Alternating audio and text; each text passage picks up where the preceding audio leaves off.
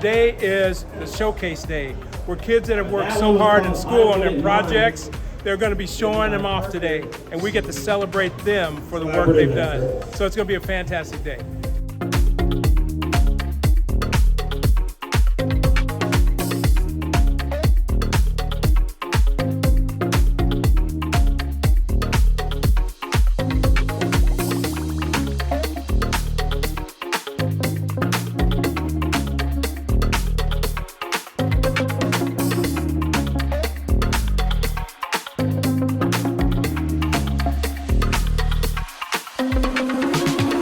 We researched food insecurity at our school, and we realized that we need to have an outreach for students who do not have access to those foods. So we started a food pantry on our campus.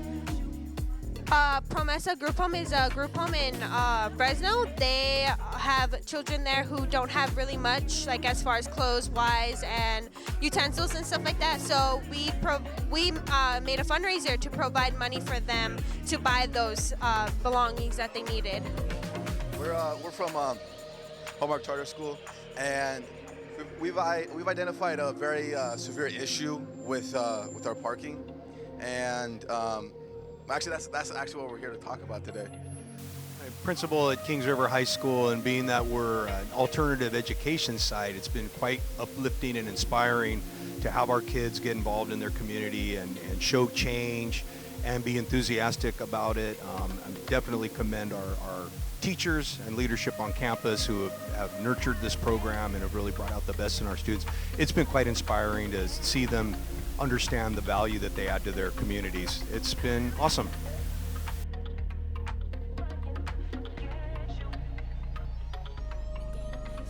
I am Michelle Cofer. I'm your Fresno County Superintendent of Schools. It's an honor to be here with you this afternoon at the Fresno County Civic Youth Showcase, celebrating student voice throughout many projects addressing some of the most pressing topics in our world today. Welcome to you all.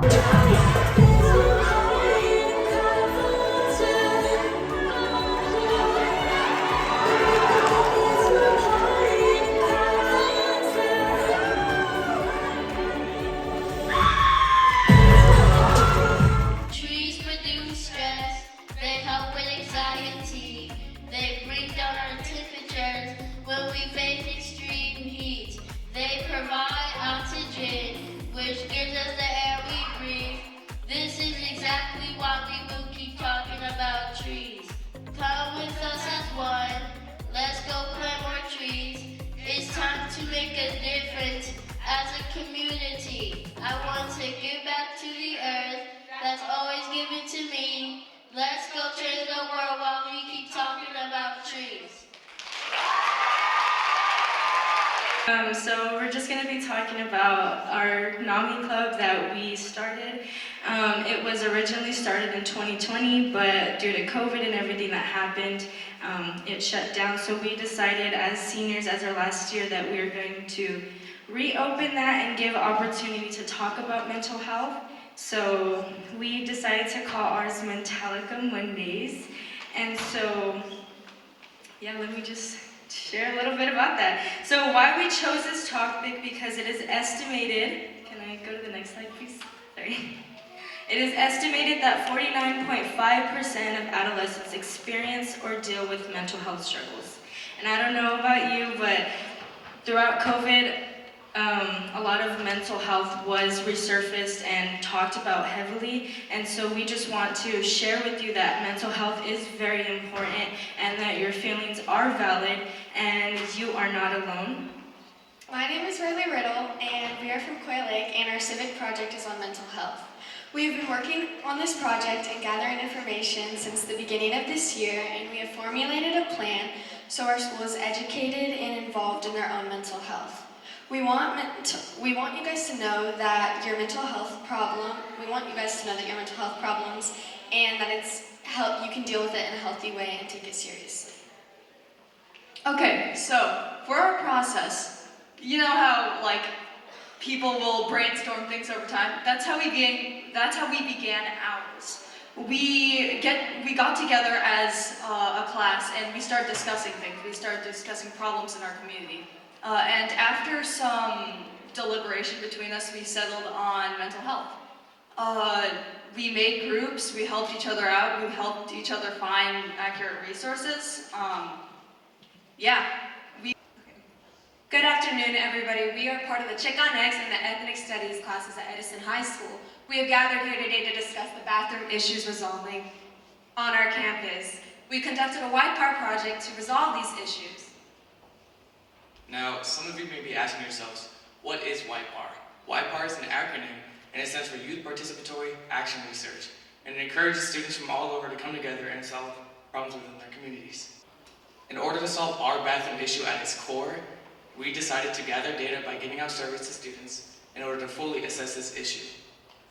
What we are demanding is that our restrooms are fully stocked, sanitized, unlocked, and stocked with female hygiene and overall just stocked with bathroom products.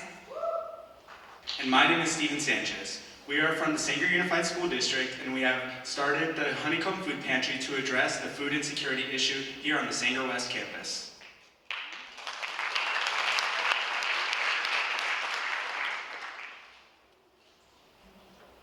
This is Maslow's hierarchy of needs, a systematic model based on human needs. As seen in the diagram, physiological needs such as a home to sleep in and food to eat needs to be met before self-esteem and security needs are met. The more time one goes on without attaining food, the body requires more food to replenish that. This led us to begin our research to build a food pantry on campus.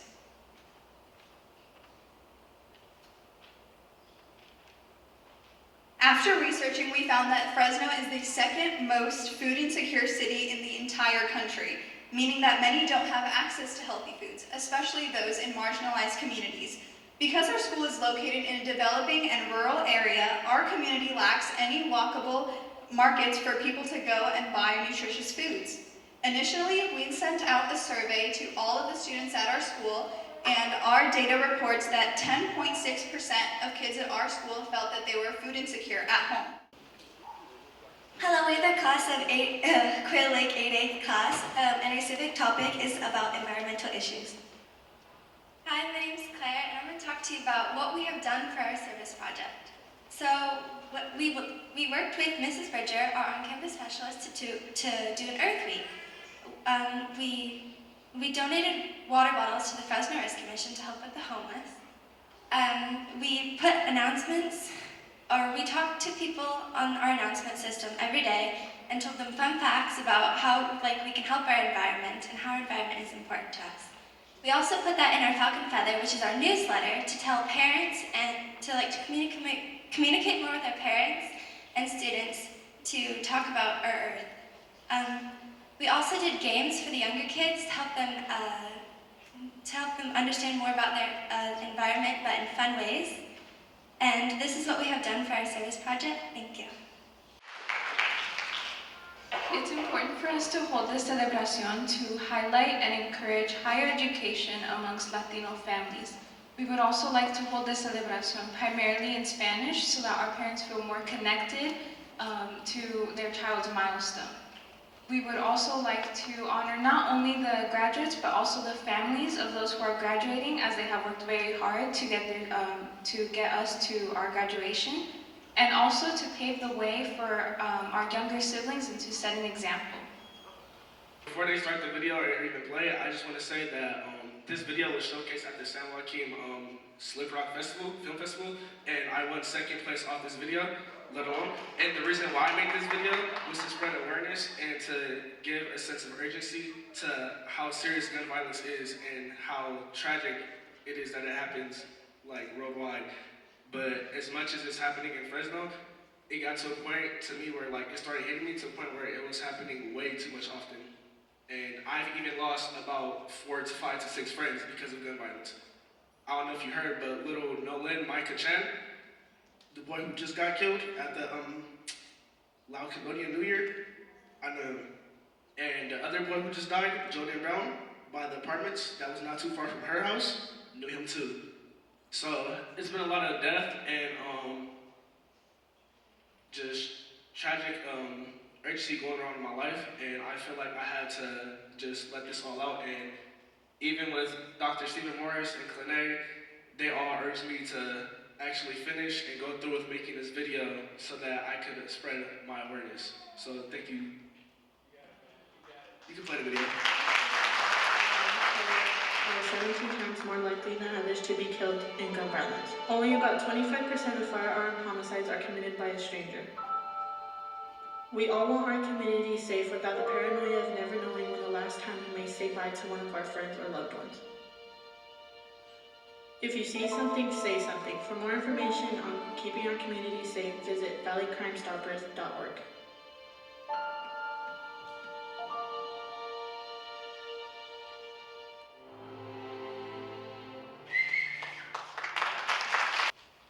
Good evening, my name is Gemma Dominguez, and we present to you the future of Hallmark parking. Something you should know about Hallmark is that we started off as a completely home-based school, and over the course of the years, transitioned to have students and teachers on campus daily. This means that our school was designed to have limited people on campus. Therefore, our parking lot is very small and very limited. Now as students, we are required to come on campus, and going into our parking lot, you would see no spots available, and the streets surrounding Hallmark lined with cars. This has created multiple safety and convenience issues at our school, which led us to dedicate our project into improving our parking lot.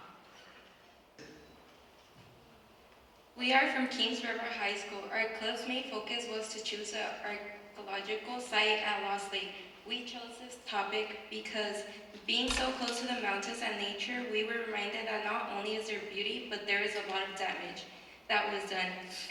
There are huge rocks that were used by Native Americans for thousands of years, so we are planning to remove the graffiti and basically clean it up. This is important because the value of this site to the community and to the Native Americans whose ancestors would gather at Lost Lake and grind acorns for food. It was a place that was culturally very important to the Native Americans. And my name is Alicia King, and I will be introducing our project, Youth Participatory Action Research, also known as YPAR, in implementing ethnic studies in elementary schools. As an African American student who hasn't taken an ethnic studies class, I chose to give my perspective. I had zero knowledge or information regarding such ethnic studies classes. Our YPAR is implementing the teachings of ethnic studies in elementary schools. So the reasons why we are so adamant about having ethnic studies being taught in elementary school is to introduce to youth of color what contributions their communities have made that still impact us today, and to recognize the significance of learning the perspectives of people of color in a historically Eurocentric era of education. And we're here to talk to you guys about the sexual education that we get throughout Fresno County and why we should be getting taught more than we already do. And our goals are to not change what we already learned, but to expand it, because everything that we learn tells us what to do, but not really why. And then we only learn it for like 2 weeks in 9th grade. So our project was on group homes. How we started was in our teacher Salvador's fourth period class. The project was student driven and assisted by Dr. Morris with his ideas. Helped out a lot in helping us. We raised tacos for the Promesa group home to give them stuff that they needed and everything. High participation from students because they were all excited to help out with it. Fellow MC said, let's give them another hand on there.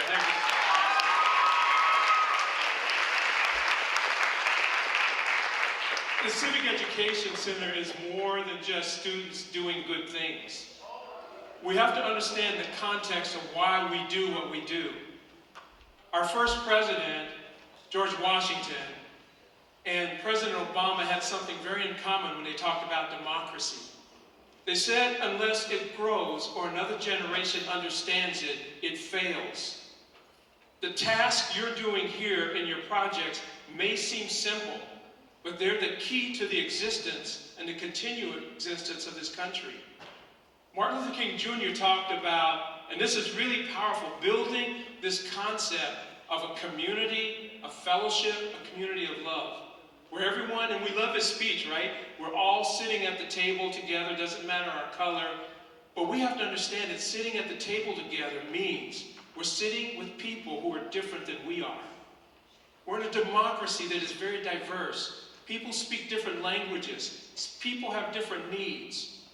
But we have to understand this very clearly. We're at the same table.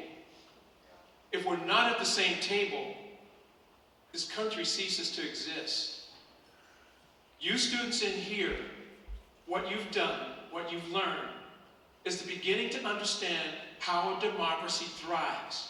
Every experience that you've had, every opportunity that you had to learn from this, gives you the skills and the knowledge to help make America what it should be. And I'm going to tell you this right now, it wouldn't be without you. Next, in 2026, we're going to be celebrating the 250th anniversary of America. And America was so different than what our founding fathers thought. Women have the right to vote. These guys didn't think women could. Slaves are free. Native Americans are claiming their rights back. We have people coming into this country from all over the world, increasing our democracy, increasing our diversity. And we have the capability. These guys, as flawed as they were, gave us the capability to open our arms and accept everyone. I hope what you're learning tonight in the projects and the things you do, that you're helping this nation, your school, this city, become better.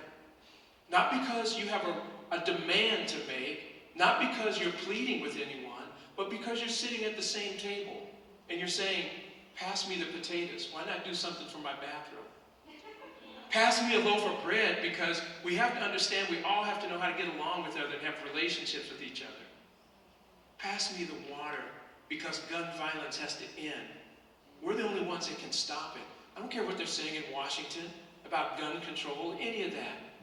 Bryson said in his video, most people are shot by people they know, and we know who has the guns. Are we helping them be responsible? Democracy is about responsibility. When you ask your school to create change, when you ask change in your neighborhood, or you ask a nonprofit organization to do something different, you're going to them with this idea, we live here together, we're sitting at the same table, so how do we get this community that Dr. Martin Luther King was talking about? It's when we listen to one another. Tonight you listened, tonight you heard.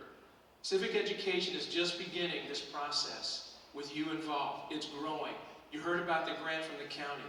Go to our website, go to our Instagram page, check out what we're doing tonight. See what students like Maritza and Tatiana are taking leadership. Some of the videos you saw tonight, they're not created by adults, they're kids. They're your ages. Deborah McCoy was telling you earlier about her. What happened in her life, the changes she made.